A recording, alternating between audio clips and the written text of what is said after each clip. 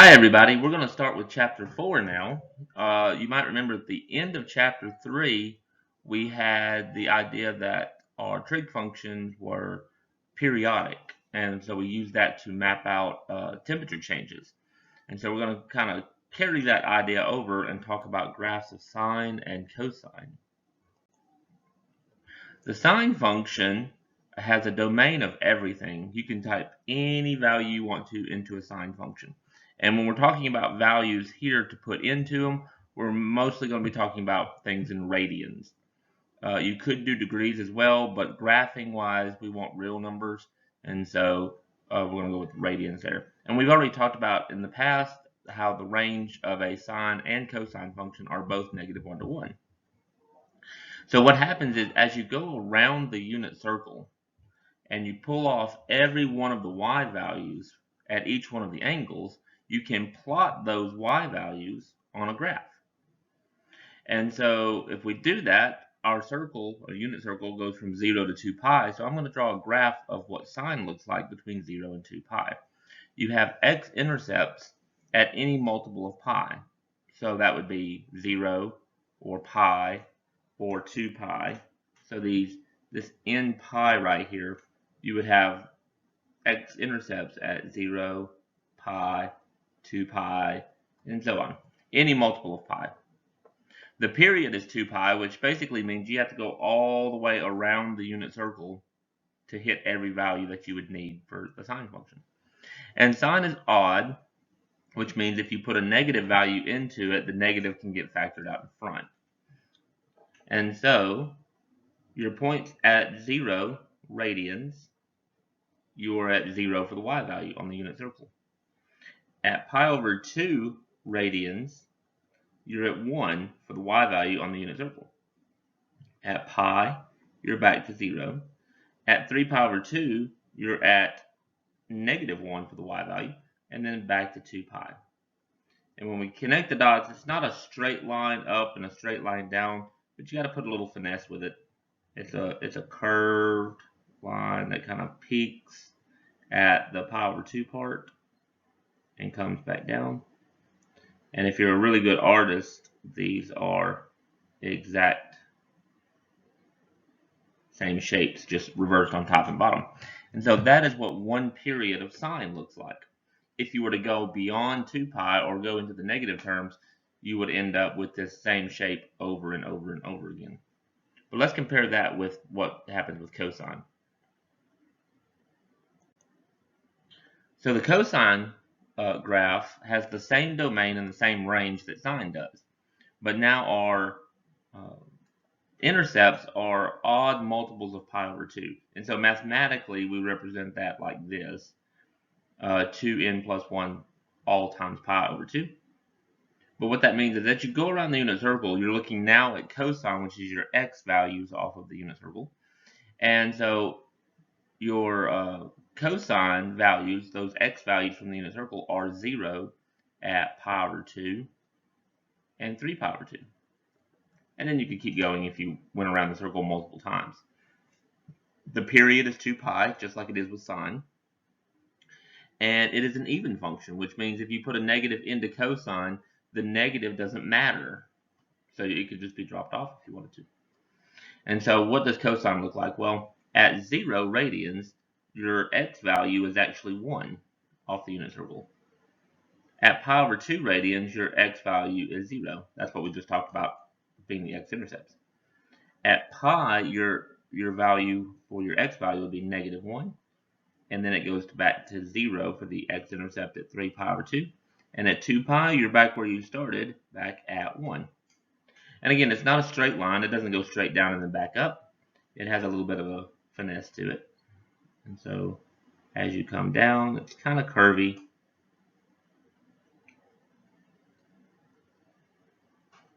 And then it's kind of a mirror image of that on the other side.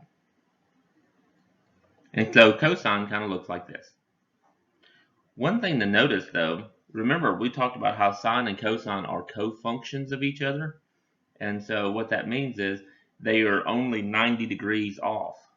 90 degrees would be the same as pi over 2. So just for instance, if you were to back this up to say negative pi over 2, which would be 90 degrees, I would actually have a graph that started going up.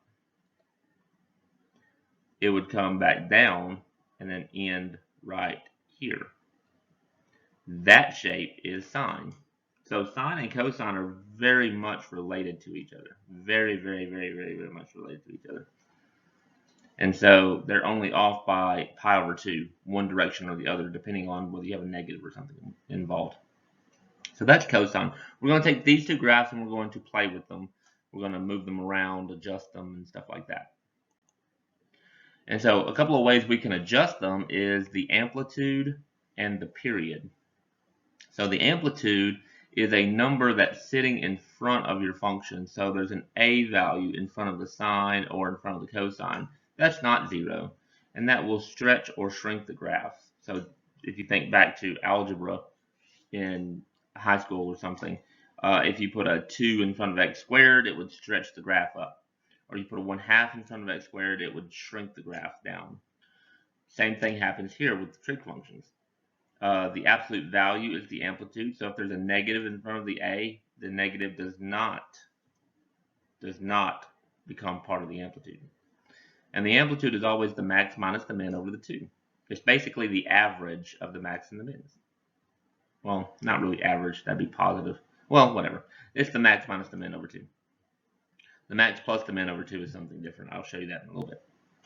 The period is a value that is added onto the inside of the function. So we'll have a number that's multiplied times the x, not necessarily times the sine or the cosine. And it will take that graph and it will change the period by 2 pi over b. So if there was a 2 in front of the x, say you had sine 2x, the 2 would become the b value, and 2 pi divided by 2 would be pi. That pi means you took your graph that was between 0 and 2 pi and it compresses it. So if b is greater than 0, oh sorry, not 0, greater than 1, you will compress the graph. But if you're between 0 and 1, you will stretch it out, that graph. And we're compressing and stretching along the x-axis. Your amplitude will stretch or shrink along the y-axis. So this amplitude up here, this is a change for your y-axis. The period is a change for your x-axis. So let's look at a few problems with doing these.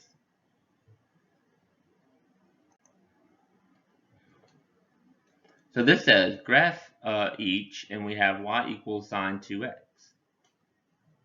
So if y equals sine 2x, your amplitude, that is 1. It doesn't change. There's a understood 1 in front of your sine function. But your period is different. Your period is now 2 pi divided by 2. This 2 right here is the 2 on the bottom, which gives you pi. So I'm going to draw out the original sine graph. The original sine graph went from 0 up to 1, back to 0, down to 1, back to 0. So your original sine graph looks something like this. Again, depending on how well you draw. That's what sine looks like. Because your period is pi, and the 2 is in front of the sine 2x, that will compress your graph. So instead of going all the way out to 2 pi, we get this exact same shape compressed, but now ending at pi. So dividing it by 2 will divide each one of these values by 2. So we'll still start at 0, but instead of going out to pi over 2, we'll go half that distance to get to 1. And then the axis down and then back to the axis so that we end at pi. That's your period. And so this particular graph takes your sine and compresses it like this. The other idea that the 2x will also do is that it will show you how many sine graphs you have before you get to 2 pi. So because of the 2x, if you were to keep doing this same shape over again, you would go up, down, down, and up. And so you would have another cycle of sine. So you actually have 2 of them before you get to 2 pi. That's another representation of this 2 that's up here in front of the 2x. But that same shape just repeats over and over and over again. And you can compress it or you can stretch it out. Doesn't, just depending on what value is in front of either the x on the sine or the cosine.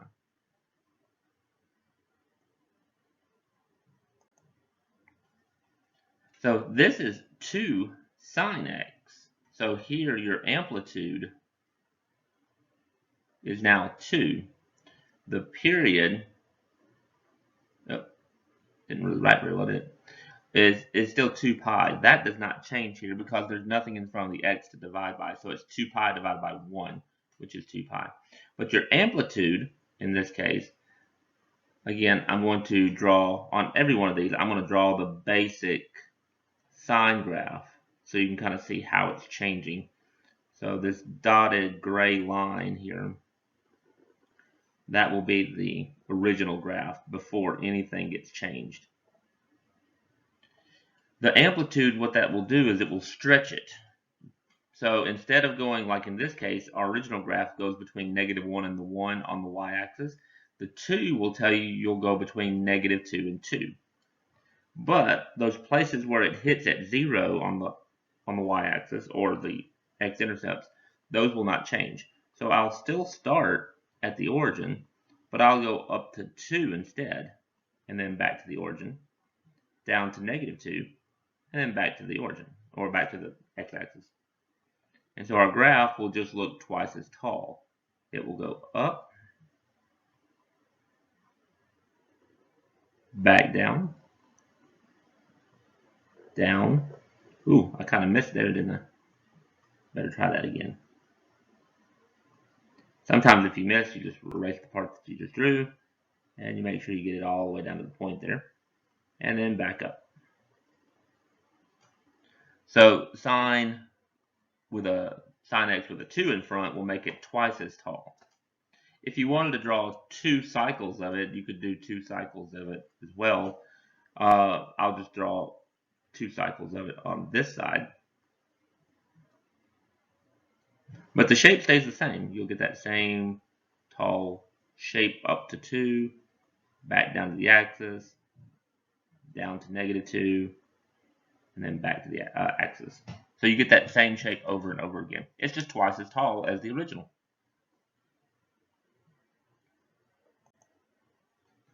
Okay, let's do 2 times cosine. Same idea. Your amplitude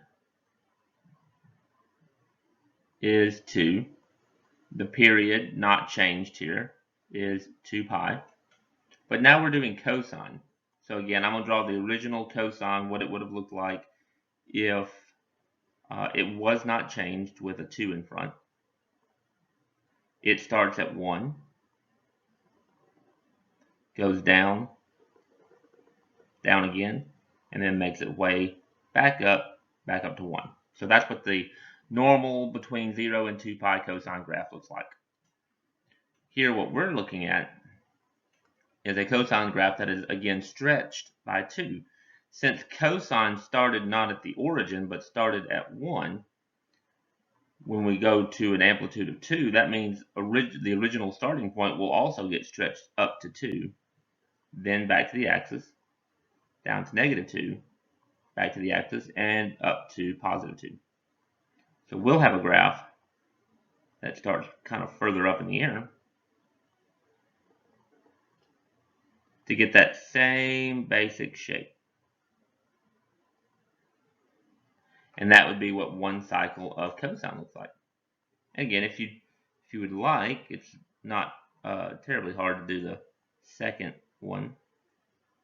Again, I'll do it in a different color on the left hand side. And if you're a good artist, they look the same.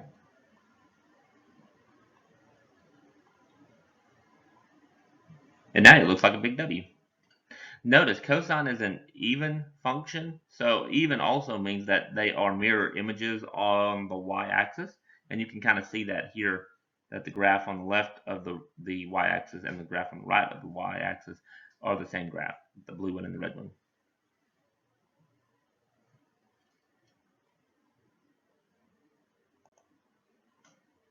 Okay, what if we had a negative inside of sine? Now, because the sine graph is an odd function, a negative on the inside would be the same thing as pulling the negative out front on the original regular sine graph. And so what a negative will do in front of a function is just flip it over the x-axis. So our original sine, again doing this in kind of the grayscale here, the original sine would go up, down, down, and back up. What this graph will do is to take that shape and just flip it over. So you'll still be starting at 0, but then you'll go down to -1 first, back to 0, and then up to +1, and back to 0. So our shape is just completely upside down.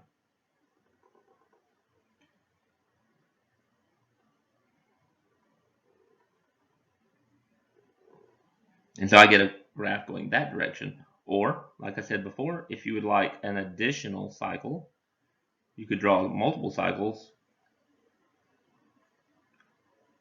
like this.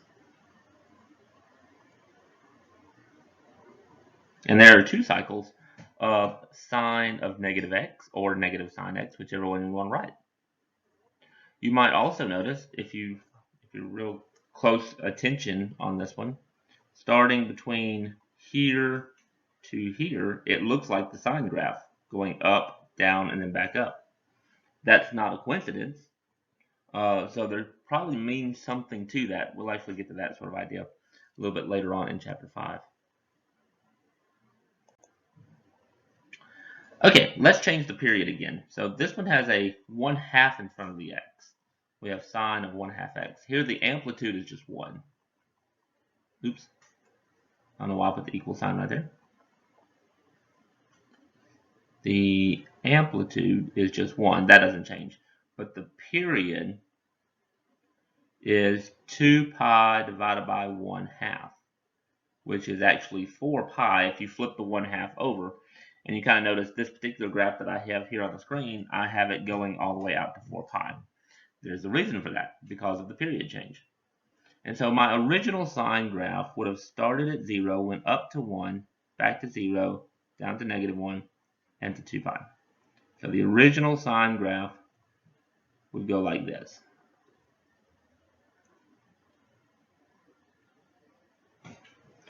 Because of the 1/2 in front, everything gets stretched out twice as big. So we're doubling it. So we're still starting at 0. That's not changing. But instead of going one block over to pi over 2, we're going to go twice as much, and we're going to go all the way over to pi.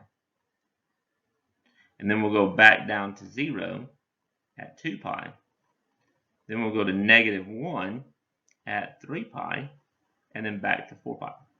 And you might also wonder, how do you know which numbers you're hitting along the way? And basically what happens is your 2 pi of the original graph, your original ending point, that value got doubled to get to 4 pi. So if you were to take each one of these, pi over 2, pi, 3 pi over 2, and 2 pi, and double them, you'll end up being at pi, 2 pi, 3 pi, and 4 pi. You just do what you did to the 2 pi to all 4 of those numbers, and that'll be your new numbers. And so we're doubling them all in this case. That's one way to look at it. There are multiple ways to look at it, but that's one way. So the 0 goes all the way up to 1 at pi, and then back down when you get to 2 pi. Then you got to go down to, oops, went a little too low there, but you know what? We'll make the point a little bit bigger, and it'll be fine. So you get that shape stretched out. Notice, since it is 1/2 in front of the x, you see 1/2 of the graph when you hit 2 pi. That's another way to look at it.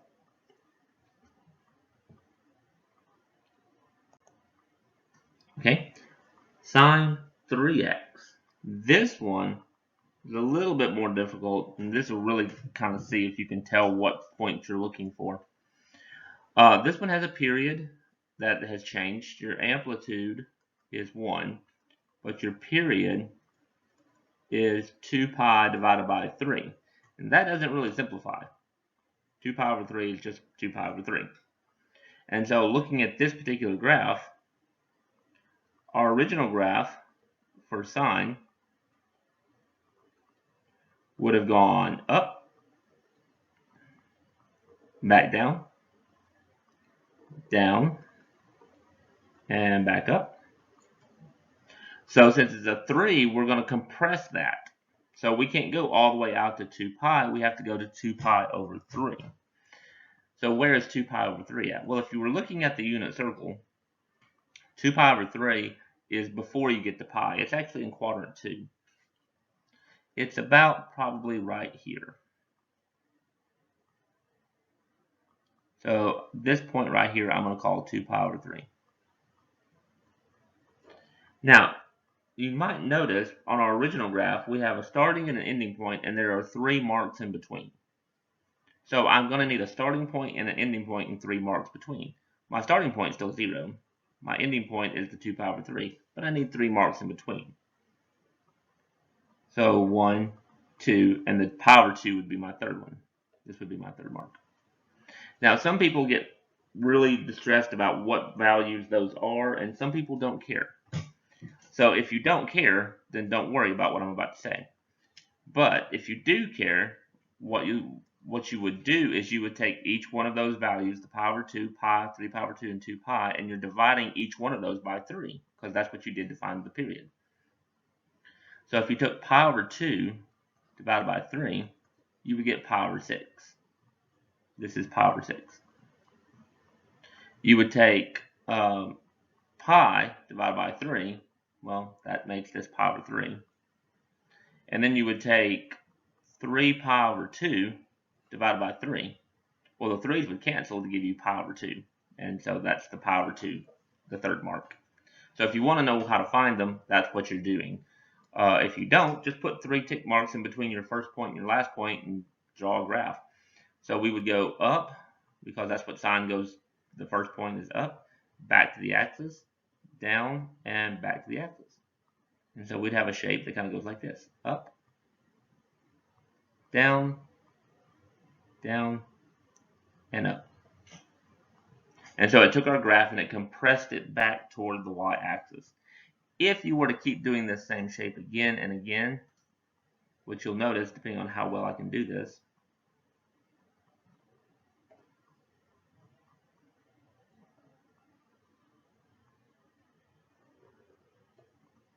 is that on the third time you will hit 2 pi, because there are 3 cycles before you get to 2 pi. So you can look at it either that it compresses at 1/3 the length, or you get 3 of them before you get to 2 pi. It's the same idea.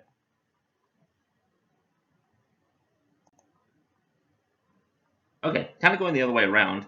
Instead of here is a function, can you graph it? Well, here are 2 graphs. Can you tell us what the function is? And so this first one, hopefully you can look at it and say that's cosine. Remember, sine starts at the origin, but cosine starts at either a max or a min, one of the two, as long as it's not shifted left or right. And so since we're starting at this point at 2 up here at the top, that's going to give you a clue that this is going to be a cosine graph. Notice, starting at that 2, we're going to come down and then back up to pi. That is one cycle of cosine. Maybe I should do it in a color that's a little bit different than the color that's on there. So starting at 2, we're going down and back up. That is 1 cycle of cosine. You actually see 2 cycles of cosine before you get to 2 pi. So you could look at it one of 2 ways. Since you see 2 cycles of cosine before you get to 2 pi, you have to have a 2 cosine 2x. This 2 is your amplitude coming from your starting point. This 2 is your 2 cycles that you would see along the way. You could also look at it as, instead of seeing it twice before you get to 2 pi, you could say that this point right here is your period. And if you took 2 pi divided by the pi that you ended with the period, that would be 2. That would also be this 2 right there.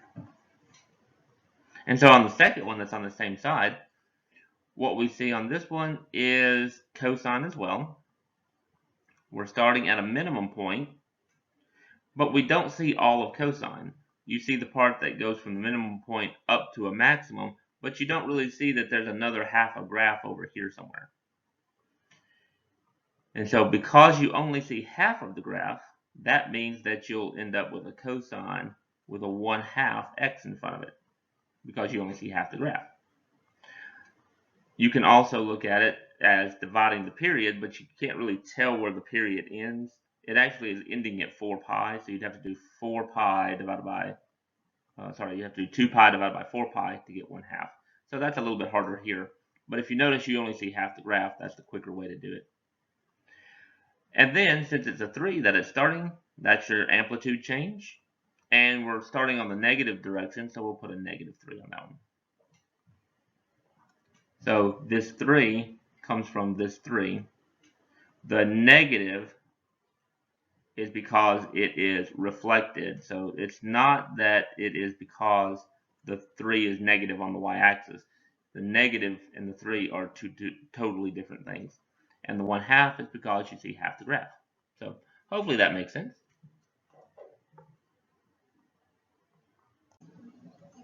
So now we're going to move on into section 4.2, where not only are we going to change the amplitude and the period, but now we're also going to do translations, where we'll take these graphs and we will shift them either left or right or up and down based on either adding or subtracting a number inside or outside of the function. So a horizontal translation, or we normally call those phase shifts here in this book, is a number that's added or subtracted inside of the function, where you might have sine or cosine, either one, of x plus or minus a value that the book calls d. If d is greater than 0, you move left, and if it's less than 0, you move right. This is exactly the same sort of idea that we would have seen back in an algebra course, where if you took an x plus 2 squared, that would tell you to take x squared and then shift x squared, since it's positive, to the left 2 units. So we can do the same thing with sine and cosine.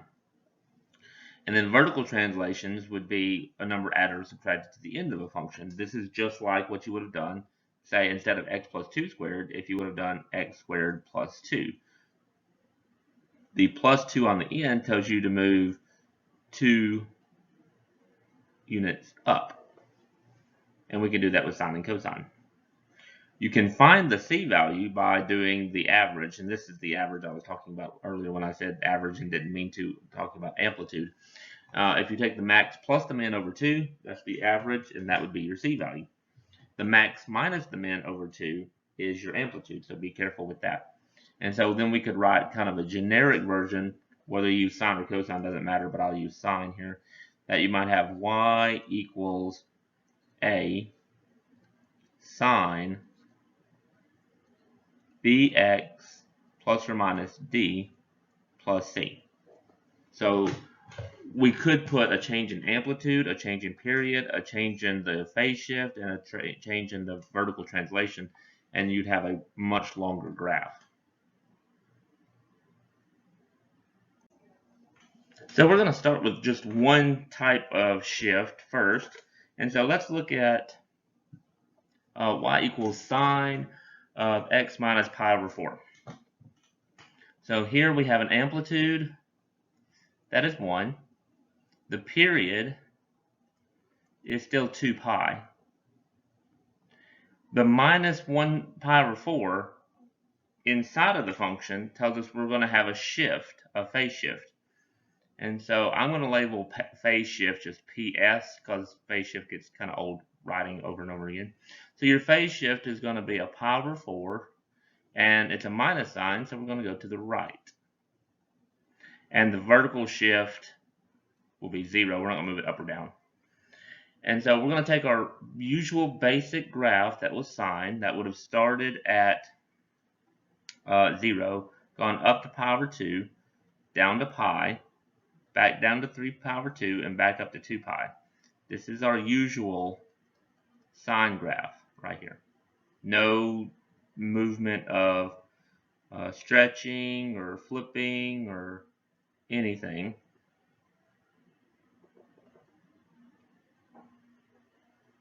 That's what sine looks like.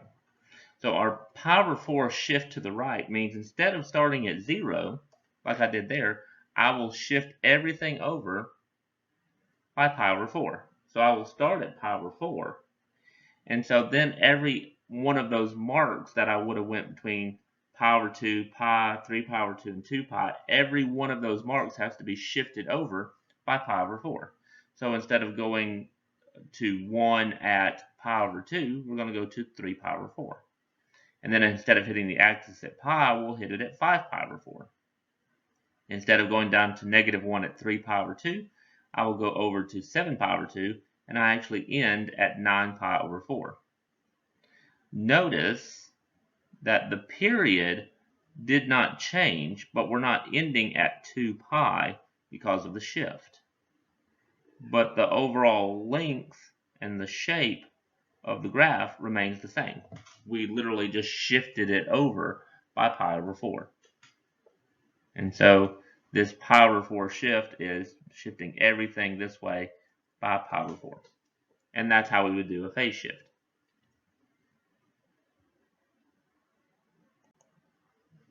So let's do a cosine one, but shift it the other direction. And so here again, we have an amplitude that is still 1, a period that is 2 pi. The phase shift is now pi over 4, but since it's positive, it goes to the left. And a vertical shift, still of 0. And so our cosine graph, our original cosine graph, started at 1, went down through pi over 2 to -1 at pi, back up to 3 pi over 2, and then back to 2 pi. So our original no change at all cosine graph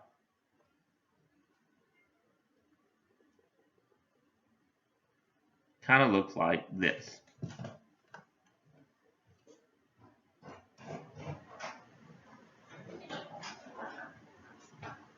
And so now what we're going to do is we're going to shift that over by pi over 4. Notice that our starting point was at 1 on the axis.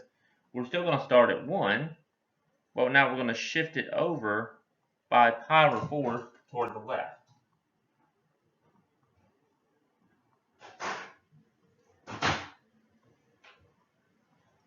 And so every one of these marks have to be shifted over by pi over 4. So instead of going through at pi over 2 when we hit the axis, we'll hit it at pi over 4.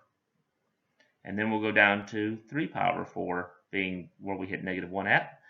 And then 5 pi over 4 on the way up, and 7 pi over 4 to end. Again, the period, though, is still just 2 pi. And so we'll end up with a graph. Ooh. Again, if you're a good artist, they match exactly. Mine didn't really match exactly right through there. but it's okay. And so I took that same shape and then I just scooched it over by pi over 4.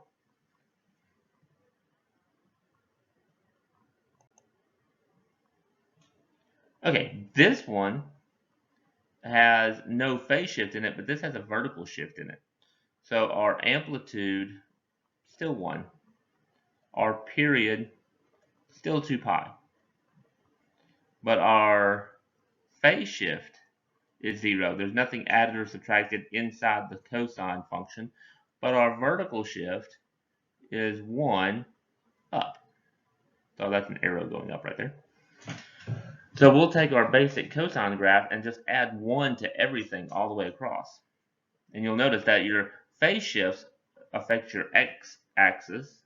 Your vertical shift will affect your y-axis. And so our usual cosine, again, not changing anything, will go down, down, up, and up.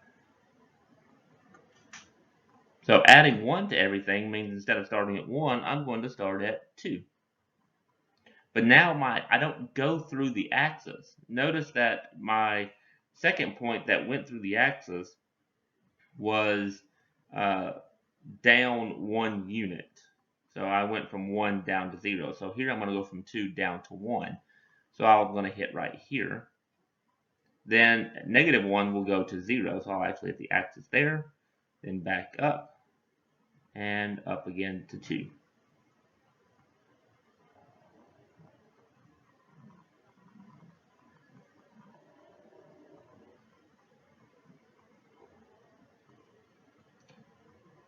And so it just moved my entire graph up by 1 unit all the way across.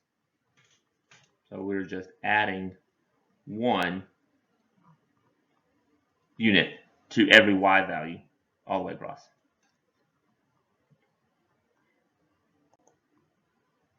Okay, this is kind of like what we did in 4.1, figuring out the equation of the graph just by looking at the graph. So hopefully both of these are similar to graphs that you've seen already. The first one, since it goes up, down, and back up, hopefully you can tell this is a sine graph. The second one, since it starts at a maximum, then goes down and then back up, this one looks a lot like a cosine graph. So this first one looks like a sine. It goes between 0 and 2 pi, so the period did not change. What changed is everything went down. So instead of starting at 0, like I normally would, I moved down 1. And I moved down 1 everywhere. So if I would have just drawn the original graph of sine, it would have looked like this. Well, depending on how good your artistic skills are. Something like that. So I took the whole graph and moved it down. So this is sine x minus 1, or -1 plus sine x, whichever one you want to write it as. And the second one's very similar to that. This is cosine, still between 0 and 2 pi, so the period did not change.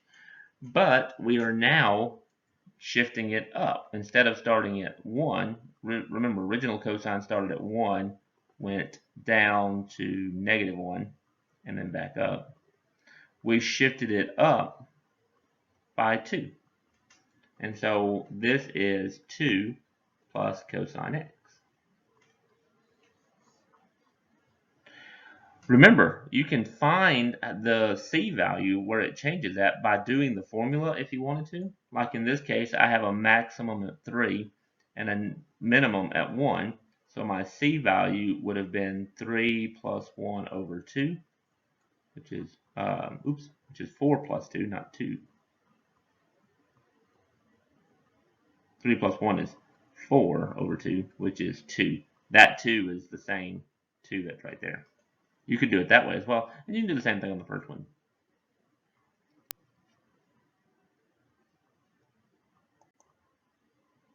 Okay, some of the problems may ask you just label everything. Find the amplitude, find the period, find the phase shift, vertical translation, everything that changed. So this isn't too hard. Amplitude is really easy. Your amplitude in this case is 3, whatever number is sitting in front of the sine or cosine function. The period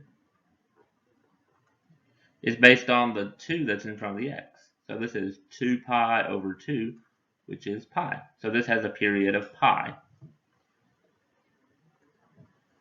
The vertical translation is 0. There's nothing added or subtracted to this one. But your phase shift, this one's a little bit different now. The phase shift is this number and this number. Because technically the phase shift is what happens if there's an understood 1 in front of the x. So if there's something else there that changed the period, your phase shift gets changed a little bit as well.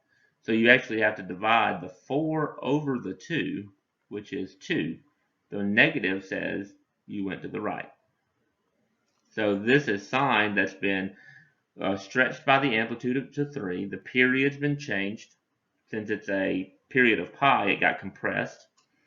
The phase shift says you move 2 to the right, and you didn't move up or down at all with the vertical shift. We'll do the same thing on part B.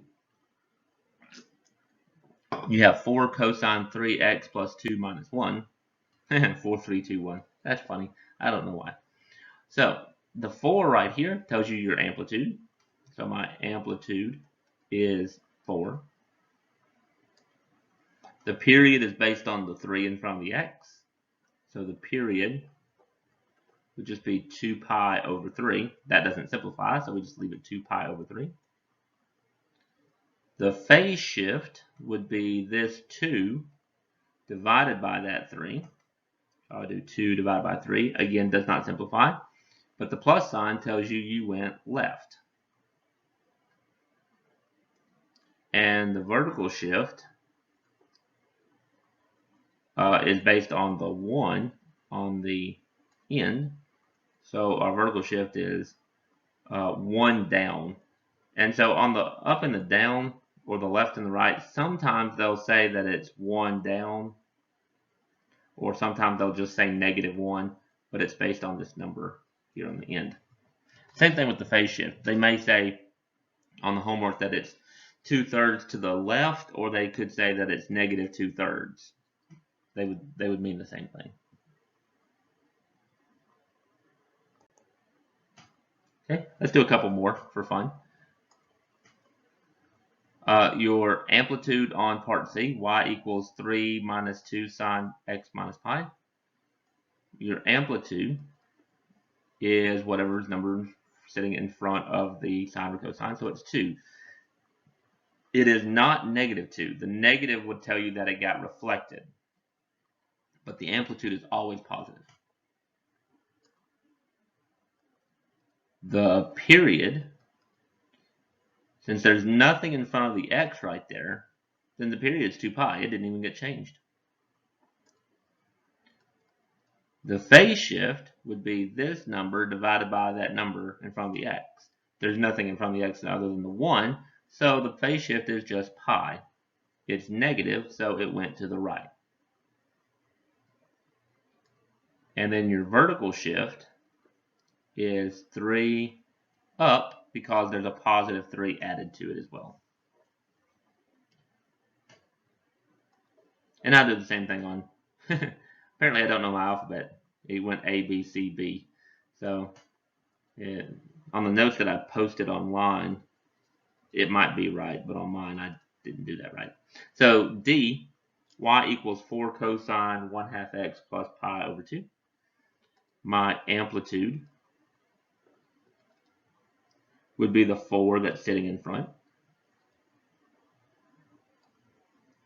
The period, because there's a 1/2 in front of the x, I would have to go 2 pi divided by 1/2, which that would be 4 pi. So that 1/2 will stretch the graph out. My phase shift is the pi over 2 divided by the 1/2.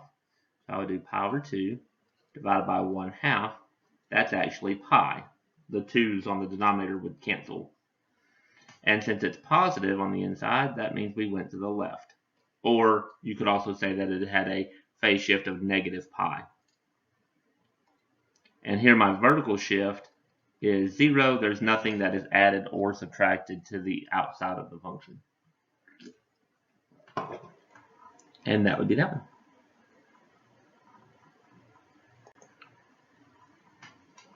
So we're not going to do a whole lot with tangent and cotangent and secant and cosecant graphs, but I kind of just want to show you what they look like. And you'll need these kind of graphs occasionally through calculus 1, 2, 3, and 4. So if you're going that direction, I thought I'd show you what they look like. The tangent graph is a little, all the rest of them, tangent, cotangent, and all of them, are different than sine and cosine. There is no such thing as amplitude. Tangent has a different period. It has a period of pi. And all of the rest of the trig functions have asymptotes. So tangent has an asymptote because tangent has y over x instead of y over r, x over r, like the sine and cosine do off the unit circle. And so the r can never be 0 because it's the radius, and on the unit circle the radius is 1. But the x value and the y value can be 0. So when you divide y over x, your tangent could be undefined. And so the domain, you cannot include odd multiples of pi over 2. And so your tangent graph would have asymptotes at every time you would have a pi over 2 angle. And I'm going to draw one period of pi. Oh, sorry, one period of, one pi length. Tangent kind of looks like, if you might remember from algebra, what x cubed looked like. Tangent kind of has that same sort of look. It kind of starts down here by the asymptote. It goes through the origin, and then it continues up. It's not supposed to have a bump in the middle, right here. So, right here, it's supposed to not have that bump there. That's a bad drawing on my part. And so that shape would just get repeated over and over and over again. So if you wanted to draw another one, you would draw another asymptote at the next odd multiple of pi over 2, and you get that same shape again. And that's what tangent looks like. Cotangent is very similar. It also has asymptotes as well, but it actually has asymptotes at any multiple of pi. So one period for cotangent has the y-axis as an asymptote, and then at pi as an asymptote, and it takes the tangent graph and kind of flips it upside down, and so you're going the opposite direction. So we're going to start at the top, go through at pi over 2, and then go down. And if you did another one, you could come over here to say negative pi if you wanted to draw multiple shapes of that same graph. And so it would look kind of like that. So that's what cotangent looks like. You might see those along the way, so I just wanted to show you the basic ones. We won't shift them or anything. You can do shifts, stretches, any of the stuff that we do with sine and cosine, but I'm going to just show you the basic ones for tangent and cotangent. And speaking of that, I'm going to show you the basic ones for secant and cosecant as well. Secant, if you might remember, is the reciprocal of cosine. So what happens is, if you wanted to look at the cosine graph, cosine went like this, if you might remember, from like, 10 minutes ago on one of the other slides. Secant takes this kind of idea and just flips it over the 1 and the negative 1 on the y-axis. Anytime it hits a spot on the axis for cosine, you have an asymptote. So I have an asymptote here at pi over 2. I'd have an asymptote here at 3 pi over 2. And so what you'll do is you'll just take this shape and flip it upside down for secant. Or take this shape here and flip it upside down. Or take this shape here and flip it upside down.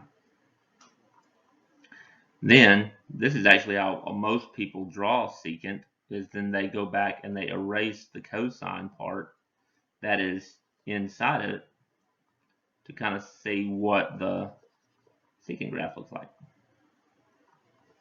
So if you did that, this is what secant looks like. And cosecant is actually very similar. The cosecant graph would be what you get when you take the sine graph and flip it over. So your sine graph kind of look like this. So every time it hits the axis, you have an asymptote. So there's an asymptote at pi. There's an asymptote at 2 pi. And there's an asymptote actually on the y-axis. And so if you take it and flip it, you'll get a graph that goes this way now. And take the graph on the lower right and flip it, and so you get a graph going this direction. Then I can go back and erase the sine out of there. And what you have left is just the cosecant graph.